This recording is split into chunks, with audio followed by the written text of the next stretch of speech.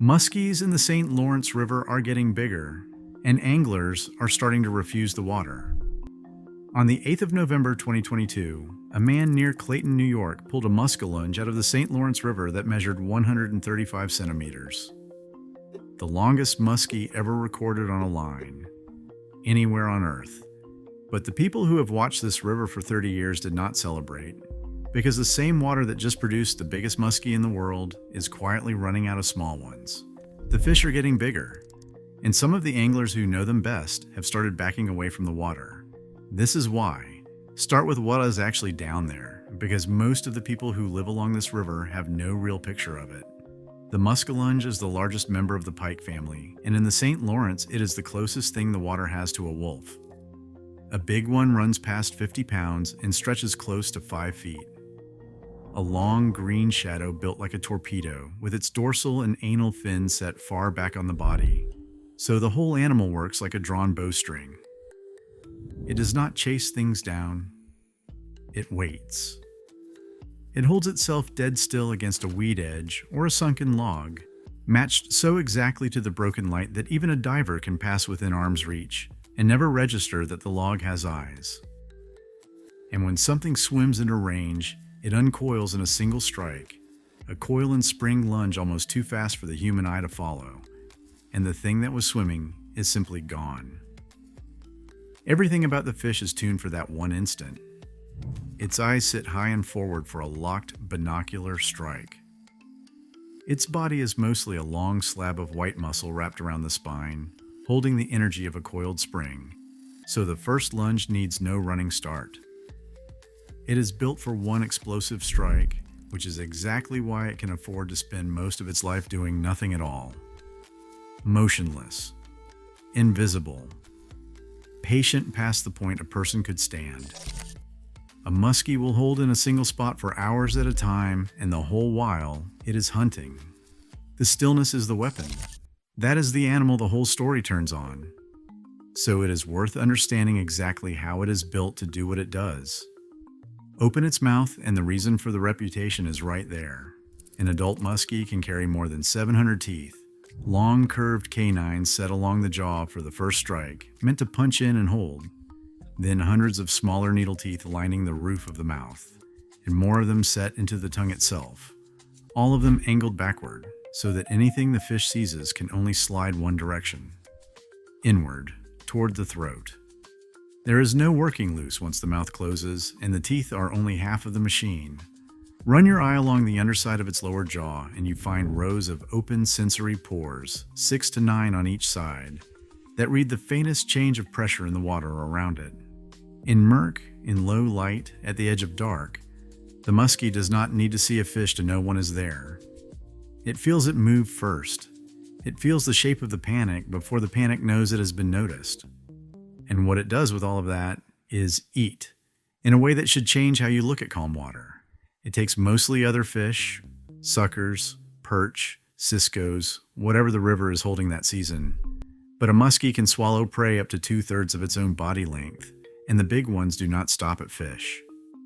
Go through the stomach records kept by biologists and you find ducks, muskrats, frogs and snakes, and smaller muskies, because a hungry adult will eat its own kind without a pause.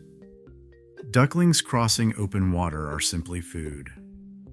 Anglers on the St. Lawrence have watched a bird riding the surface 1 second and gone the next. Nothing left but a ring spreading outward where it had been floating.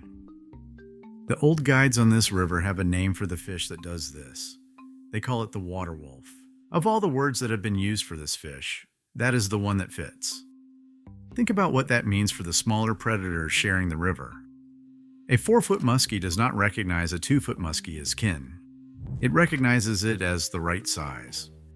The same is true for the bass, the pike, the perch that people drive hours to come and catch. To the water wolf, most of the fish an angler is proud to land are simply prey that has not been eaten yet. It sits above all of them, and it has for far longer than any of those other species have had names in any language ever spoken along this shore. Here is the part that unsettles people once they hear it. Almost nobody ever sees one. Musky fishermen call it the fish of 10,000 casts. and the number is not a joke or an exaggeration. These are solitary, wary, thinly spread animals. Apex predators exist at low density by design, one of them ruling a long stretch of shoreline the way a single wolf rules a valley, and a dedicated person can fish for them for years and land only a handful. Some of these fish will travel more than 50 river miles in a single year, patrolling water most anglers never think to look at. So consider who is actually up there on the surface. The swimmers off the docks, the kids on inner tubes, the sailboats threading the Thousand Islands on a bright July afternoon. Most of them will spend their entire lives on this water and never once know that a 5-foot predator was holding motionless 20 feet beneath the hull, feeling the current for the shape of a fish, watching the light change on the underside of their boat. If you have ever swum in this river, one of them has almost certainly watched you go. You just weren't the right size. If you're watching this from somewhere with big water of your own, a river or a lake you thought you knew, tell me where in the comments. Half the point of this channel is how little we actually see of the water we grew up on. Now, the St. Lawrence has been giving up giants for a very long time, and that history is the reason the recent numbers are so hard for the people here to accept. This is the river that produced the fish the record books argued over for half a century. In 1957, a man named Arthur Lawton claimed a muskie caught here that weighed 69 pounds, 15 ounces, and for 20 years that fish stood as the official world record, the largest muskellunge ever taken by an angler. Decades later, researchers went back to the old black and white photographs, measured the fish against fixed objects in the frame, and concluded the weight had almost certainly been inflated. The record was eventually stripped. But strip away the disputed pounds and ounces, and the underlying truth does not move at all, because nobody who fishes the St. Lawrence doubts this water can grow a monster. It keeps proving it in front of witnesses decade after decade. Documented fish over 50 pounds. Experienced anglers landing several fish past 55 inches in a single season. This is simply where the biggest ones live. It is worth picturing the place, because it does not look like a frontier.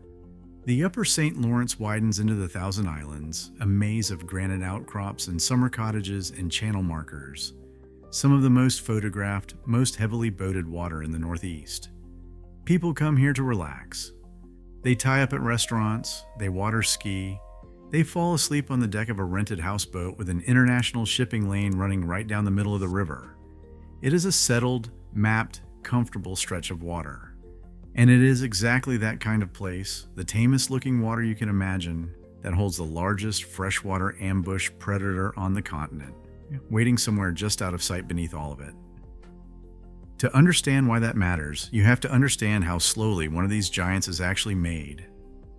A muskie does not become 5 feet of predator quickly. They spawn in the shallows in spring, from the middle of April until late May, when the water climbs into the 50s. The female scatters her eggs over the weeds and the flooded shoreline and then leaves. There is no guarding, no nest. The eggs are on their own, and most of them never make it, because in that same shallow water, everything eats them. A young muskie that does hatch grows fast through its first summer, reaching maybe 7 to 13 inches by the time the cold comes. But it is prey the whole way. Northern pike take them, bass take them, perch and larger muskies take them. Only a fraction survive the first year. The males that make it don't mature until 4 or 5 years old. The females take longer, 5 to 7 years, and the truly huge fish, the ones this river is famous for, are old. A muskie can live close to 18 years, and some have been aged at nearly 30. That record fish near Clayton was not a lucky season. It was decades of survival, standing in one river, not being killed, growing a little larger every year for longer than some of the anglers chasing it had been alive. Hold on to that, because it is the hinge the whole mystery swings on. These fish are slow to make and easy to lose, which is exactly why the story people told about them for 40 years was such a hopeful one. By the 1980s, the muskie here was in real trouble. Overfishing and lost spawning habitat had thinned the population badly, and every trophy killed for a wall mount was, more often than not, a large breeding female. Kill her, And you don't just lose one fish. You lose every fish she would have spawned for the rest of her life. So in 1987, the anglers, the fishing guides, and a local organization called Save the River did something that was genuinely rare for its time. They decided to stop killing them. They built a catch and release program from the ground up, taught one another how to land a giant, photograph it fast, and slip it back into the current alive. Over the years that followed, they released more than 1,000 muskies back into the St. Lawrence. It changed the culture of the entire river. Guides who had once measured a season by the fish mounted on the wall started measuring it by the fish that swam away. A photograph replaced a taxidermy mount. Fathers taught sons to cradle a giant in the water rather than lift it into the air. For a fishery that had come within reach of collapse once already, it was a real and sustained act of restraint. Thousands of individual decisions not to take the thing every one of them had every right to take. And it appeared to work beautifully. The fish coming to the net kept getting bigger. For more than a decade, that was the entire explanation, and it was a clean and satisfying one. The giants were the proof that conservation worked. The biggest muskies in the world meant, obviously, the healthiest musky water in the world. If a story like this is what you come here for, the kind that begins as good news and slowly turns into something stranger, subscribing is the easiest way to be in the room when the next one drops. And then, around 2005, the clean explanation stopped working. It started with dead fish. And the people who noticed were the ones who had been counting this population longer than anyone else alive. Researchers at the State University of New York's Environmental Science College have run a biological station out in the Thousand Islands since 1990, netting the spawning adults each spring and seeding the shallows each summer for that year's young, building a continuous record of this fishery decade by decade. The station's director, a biologist named John Farrell, had a clear baseline for the ordinary. In a normal stretch of years, his team would come across a single floating muskie maybe once every few years. Now, suddenly they were finding them in numbers that made no sense. Around 24 carcasses in a single season, then roughly a dozen the next. And the dead were not a random sample of the population. They were the big ones, mature females, heavy with eggs they had not yet had the chance to release. One of them measured nearly 59 inches, an animal that had survived for decades only to turn up floating. Between 2005 and 2008, more than 100 adult muskies were recovered dead across both the American and the Canadian sides of the river. And when the tests came back, they carried a name almost nobody on the water had heard before: viral hemorrhagic septicemia. VHS. A fish disease that had never touched this water in living memory, and it was killing, with terrible precision, the exact animals the entire fishery had been built to protect. A virus alone would have been bad enough, but it did not arrive alone, and the second blow is the one that may matter most in the long run. Around the same window of years, a small invasive fish called the round goby was spreading through the St. Lawrence in staggering numbers. On its own, the goby looks harmless, a little bottom-hugging fish a few inches long, but it does damage in 3 directions at once. It carries the VHS virus, which means it acts as a living reservoir that keeps the disease circulating in the river long after an outbreak. It eats the eggs of native fish, musky eggs among them, right off the spawning beds. And it competes with the young of the species that actually belong here. So consider the timing of that. At the precise moment a virus was killing off the breeding adults, a second animal was down on the bottom eating the next generation before it could ever hatch. There is a darker wrinkle inside the food web here, and it captures the whole strangeness of this place. The goby is so abundant that the river's smallmouth bass have started gorging on them, and the bass are growing larger on that easy food, but those same gobies turn around and prey on young smallmouth bass. The thing being eaten is also eating the future of the thing eating it. Nothing on this river is simply predator or simply prey anymore. The whole order has folded back on itself, down where no one is looking. Now here's where the old story breaks completely, and where the title of this video stops being a paradox and starts being a warning. When the biologists compared the river carefully, before the virus and after, they did not just find fewer muskies. they found a population that had changed its entire shape. There were, in fact, more very large fish than before. More muskies longer than 54 inches. That part is real, and it is measurable, and it is exactly why the record keeps threatening to fall here. But in the same surveys, there were far, far fewer young fish. The spring spawning counts thinned out. The summer nets that once came up heavy with that year's hatch were coming up nearly empty. And the anglers had felt it before a single report was written. Ask the guides who have worked this water their whole lives, and they will tell you plainly that they almost never catch a small muskie anymore. That is the detail that frightens them. The giants they land are as impressive as ever. It is the empty water behind those giants, the missing young, that tells them something has gone badly wrong. Because a river full of giants and almost empty of juveniles is exactly what an aging population looks like. The old fish are enormous, and there are almost no young ones coming up behind them to take their place. So the obvious question is the one the title asks. Why are the fish still getting bigger if the population is in trouble? And the answer, once you see it, is grim in a very quiet way. When a population thins out but the survivors keep living, the fish that remain suddenly have more of everything. More prey to eat, more territory to hold, fewer rivals to fight. A muskie already lives close to 2 decades, and this river's whole culture is built on handing the big ones back alive. So the giants that happened to survive the die-off were released again and again, year after year, free to keep growing in a river that had quietly emptied out around them. The record-class fish pulled from the water near Clayton did not mean the population was booming. If anything, it pointed the other way. It may have been one of the last great survivors of a generation the river is no longer producing. The trophy is not proof of health. In this case, the trophy might be a symptom of the collapse. Which brings the story back to the anglers, and to the strangest part of all of this. Some of the people who love this fishery most have started to change how they touch it, and a few have started to step away from it entirely. It has nothing to do with fear of the fish. It is almost the reverse. These old giants are far more fragile than they look. A fish that size, lifted out of the water and held up for a photograph, can be injured by its own weight in a person's hands. Gravity alone can hurt it, damage organs that the water normally supports. So the ethic on this river hardened into something close to reverence. Keep the fish in the water, do not hang it in the air. Wet your hands, measure it fast, take one photo at the surface, and let it swim in seconds. On connected water in Vermont, the law does not leave that choice to the angler at all. Every muskie caught there has to go back.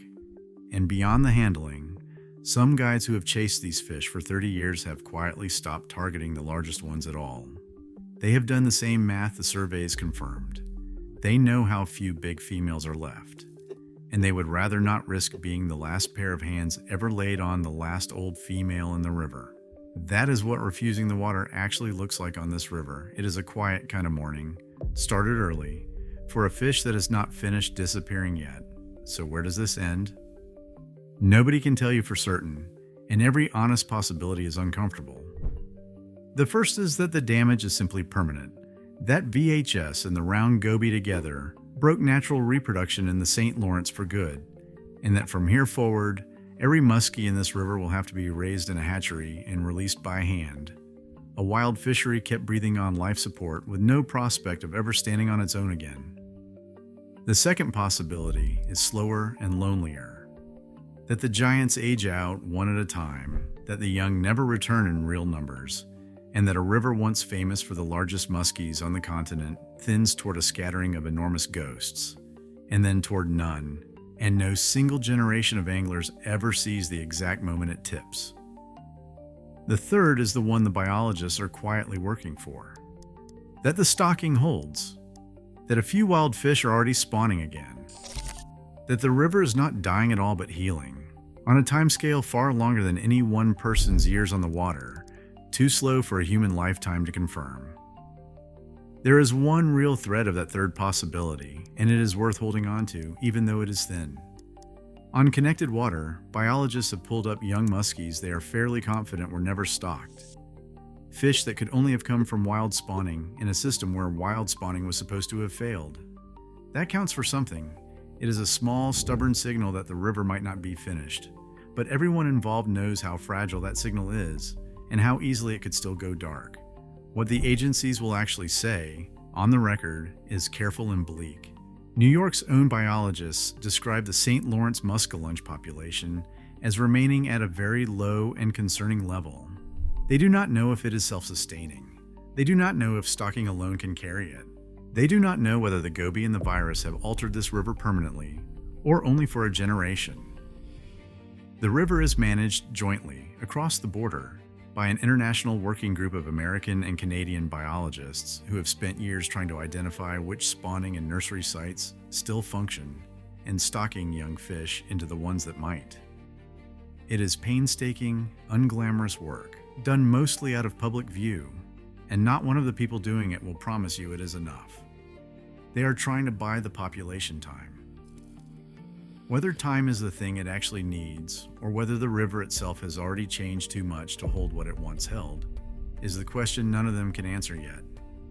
And they have every reason to take the worst case seriously, because they have already watched this exact fish vanish once, just to the south.